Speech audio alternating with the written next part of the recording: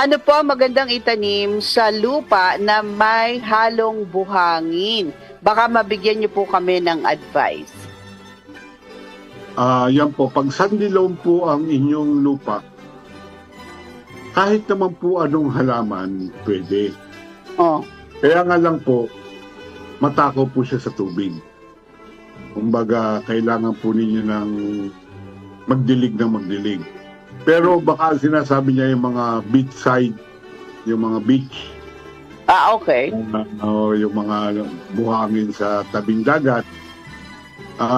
Usually po, ang mga tinatanim po dyan, ang mga matitibay po dyan, yung mga nyog, Mhm. nyog, bago, kung fruit trees naman po, ang maganda pong fruit trees dyan, mangga, Okay. yan po ang mga matitibay po, pwede rin po yung Pwede ba ang mangga kahit, syempre kung beach side, medyo maalat yung tubig doon. pero hindi naman ganun katabi sa Dagat, okay. dagat. Pero kumbaga mabubuhay ang mga Mangga sa oo, may Oo. mabuhangin. oo.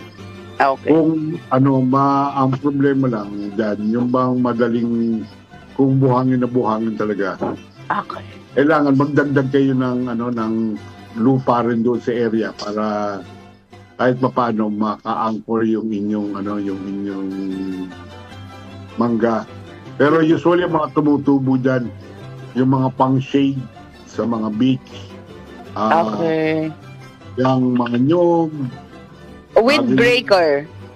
Siyempre kapag windbreaker. ang pwede dyan na mga puno na usually na yung talisay, Okay. kawayan, Oo, talisay. yung mga ganyan,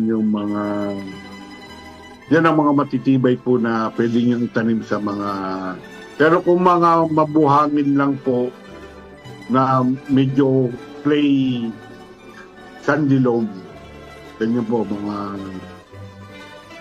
kumbaga halos 50-50 yung buhangin at saka yung Mm-mm. kahit po pwede yung itanim Pwede. dyan. Okay. Magdidilig lang po. Okay.